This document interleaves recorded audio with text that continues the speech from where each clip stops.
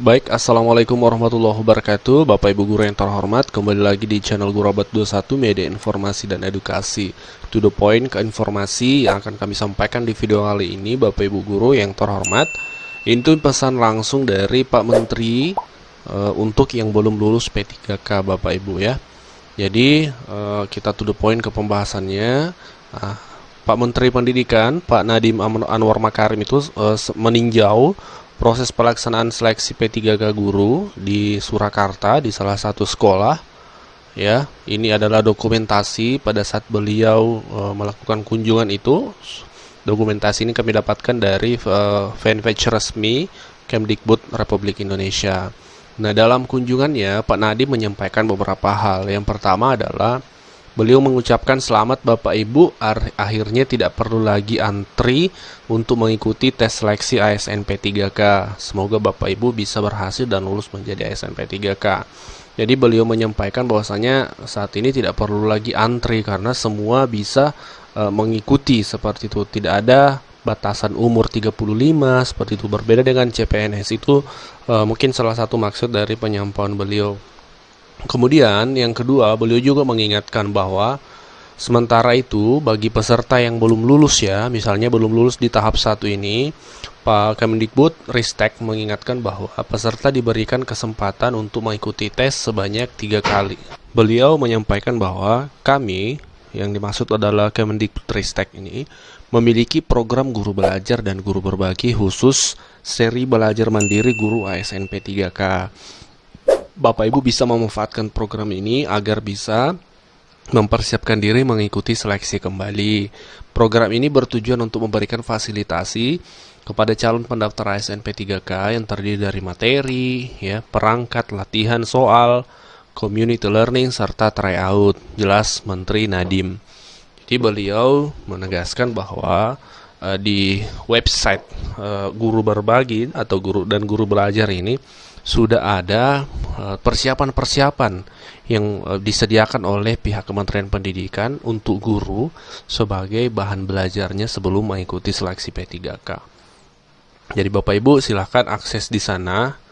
Terlepas dari berbagai komentar ya, muncul banyak komentar dari guru bahwasanya tidak sinkron atau tidak sesuai antara soal-soal yang ada pada saat mereka tes dengan materi-materi di SIM PKB ini yang bisa diakses melalui SIM PKB ini. Tapi Bapak Ibu sebaiknya cross check sekali lagi, atau Bapak Ibu kalau belum menghadapi tes sebaiknya di cross check sekali lagi. Jangan dulu termakan isu ya atau bola liar yang beredar.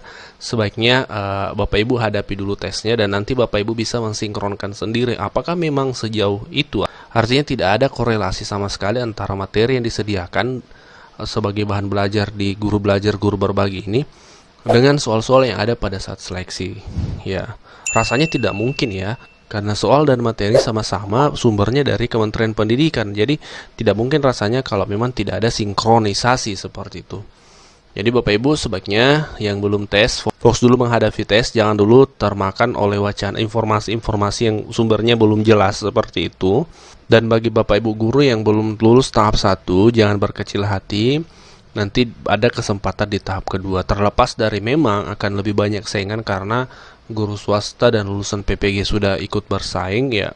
Yang namanya rezeki tidak ada yang bisa menghalangi kalau itu memang sudah rezeki untuk kita seperti itu. Jadi yang penting adalah tetap ikhtiar. Ini anggap ini adalah cobaan ya, di tahap 1 belum lulus, tetap ikhtiar untuk berjuang lagi di tahap kedua. Karena memang seperti itu Bapak Ibu. Kadang perjuangan itu tidak cukup sekali seperti itu. Kita harus berjuang berkali-kali untuk mencapai sesuatu yang lebih baik.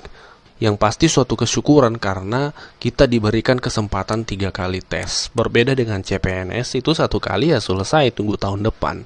Ini ada kesempatan 3 kali. Jadi prepare, lakukan yang terbaik. Kalaupun nanti 3 kali baru belum juga lulus ya, kita tunggu kebijakan berikutnya. Bisa jadi siapa tahu nanti ada kebijakan perankingan ya. Kalau memang tidak banyak yang memenuhi passing grade ya. Bisa jadi, ini prediksi saja. Karena dasarnya adalah CPNS pun begitu. Seleksi CPNS beberapa tahun terakhir itu menggunakan sistem ranking. Ketika banyak ya kuota yang kosong atau formasi kosong, itu nanti berujung pada perankingan. Tapi jangan berpikir ke sana. Kami sarankan jangan berpikir ke sana. Itu adalah wilayah kementerian untuk mengambil kebijakan.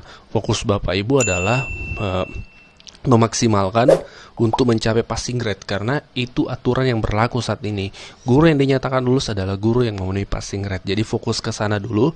Kami hanya menyampaikan bahwasanya perankingan ini bisa saja terjadi seperti CPNS, bisa saja, tapi belum valid, belum pasti seperti itu. Jadi fokus saja dulu ke mencapai passing grade-nya. Semoga Bapak Ibu bisa mencapai standar itu. Nah, untuk Bapak Ibu yang belum lulus di tahap 1, ini kami tampilkan jadwal yang Bapak Ibu bisa pedomani nanti untuk persiapan di seleksi tahap keduanya Bapak Ibu. Nah, saat ini kita berada di fase tanggal 17 September, yaitu pelaksanaan seleksi kompetensi 1. Tanggal 17 itu adalah hari terakhir guru-guru mengikuti seleksi tahap 1. Nah, nanti pengumumannya itu tanggal 24 September ya. Nah, untuk persiapan tahap 2 itu dimulai pada tanggal 9 sampai 15 Oktober.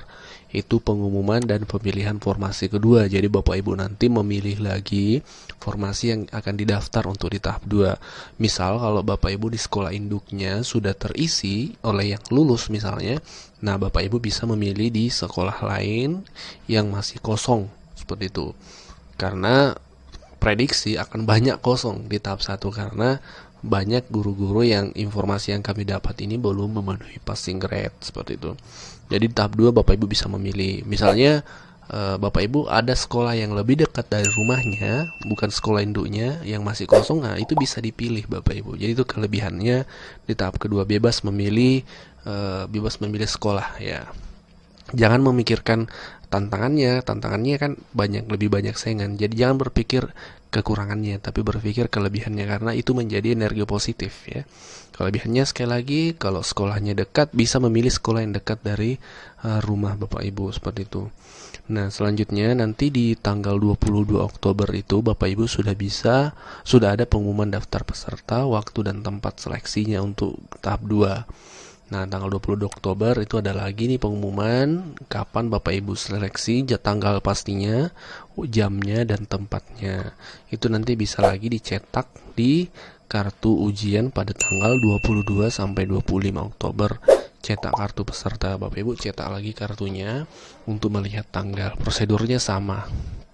Nah, seperti itu. Nah, nanti pasti yang dipikirkan apakah harus swab lagi dong seperti itu ya. Ini juga kebijakan, semoga ada kebijakan lebih lanjut dari pemerintah, karena kalau misalnya 3 kali tes berarti 3 kali swab seharusnya ya. Semoga ada kebijakan misalnya menggratiskan swab atau seperti apa, karena untuk lebih meringankan guru seperti itu.